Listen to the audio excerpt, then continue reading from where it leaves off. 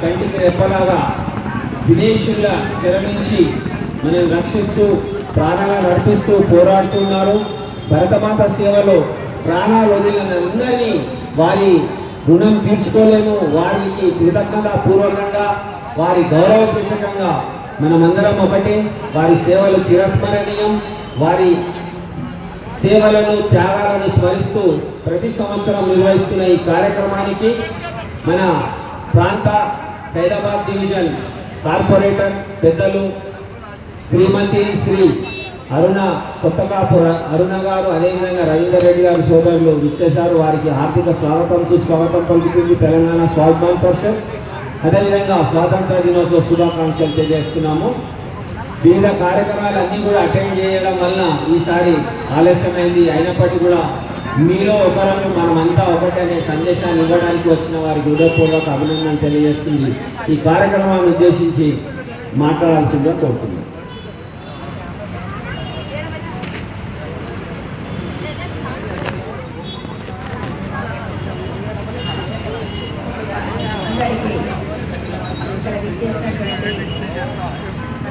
స్వాభిమాన్ పరిషత్ సభ్యులకు మరి ఈ కార్యక్రమం ఆధ్వర్యాన్ని నిర్వహిస్తున్నటువంటి మన విజయ్ కిషోర్ గారికి అందరికీ కూడా 79వ స్వాతంత్ర దినోత్సవ శుభాకాంక్షలు తెలియజేసుకుంటున్నాను.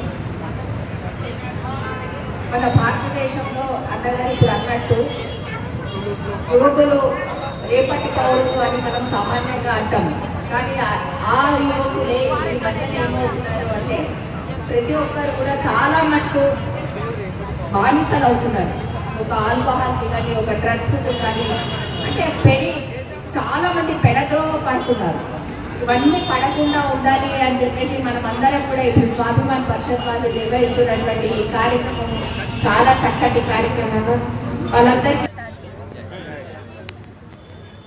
ఈరోజు సైదాబాద్ డివిజన్లో మన స్వాభిమాన్ పరిషత్ వారి ఆధ్వర్యం అంటే వినయ్ కిషోర్ అన్నగారి ఆధ్వర్యంలో ఈరోజు ఇక్కడ సైదాబాద్లో బ్లడ్ డొనేషన్ క్యాంప్ నిర్వహించడం జరిగింది. గత కొన్ని సంవత్సరాలుగా వినయ్ కిషోర్ గారు స్వాభిమాన్ పరిషత్ ఆధ్వర్యంలో వారు ఇలాంటి బ్లడ్ డొనేషన్ క్యాంప్స్ చాలా నిర్వహించారు. చాలా చక్కటి కార్యక్రమము. ఇలాంటి కార్యక్రమాలు ఎన్నో నిర్వహించాలి అని చెప్పేసి ఈ సందర్భంగా నేను వారిని కోరుకుంటున్నాను. అదేవిధంగా ఇప్పుడు ఉన్నటువంటి యువత చాలా పెడద్రోగ పడుతున్నారు. ఇలాంటి కార్యక్రమాలు నిర్వహించడంతో వారికి కూడా బ్లడ్ డొనేషన్ అంటే ఏంటో అనేది తెలుస్తుంది. కాబట్టి ముందుగా యువత ఈ రోజుల్లో ఉన్నటువంటి యువత పెడద్రోగ పట్టడానికి వారికి అలవాటు పడుతున్నారు. అంటే డ్రగ్స్, మరి ఆల్కహాల్, మరి స్మోకింగ్ ఇలాంటివన్నీ అలవాట్లు నేర్చుకొని వారు పెడద్రోగ పడుతున్నారు. ఇలాంటివన్నీ ఉండకుండా ఉండాలి అని చెప్పేసి ఈ సందర్భంగా వాళ్ళని కోరుకుంటున్నాను. ఇంకొకటి ఇలాంటి స్వాభిమాన్ పరిషత్ వారు ఎన్నో కార్యక్రమాలు నిర్వహిస్తున్నారు. అంటే యువతకు ఇలాంటివి అంటే ఈ ఆల్కహాల్స్ ఇవన్నీ అలవాటు కాకుండా ఉండాలి అంటే వాళ్ళకు ఫిజికల్ యాక్టివిటీ అనేది కూడా ఉండాలి.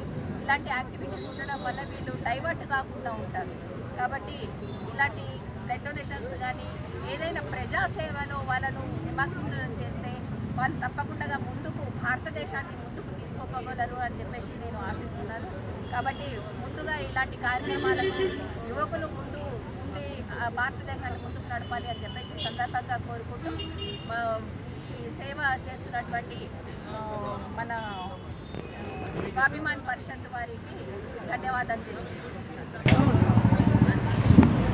10 నిమిషాలు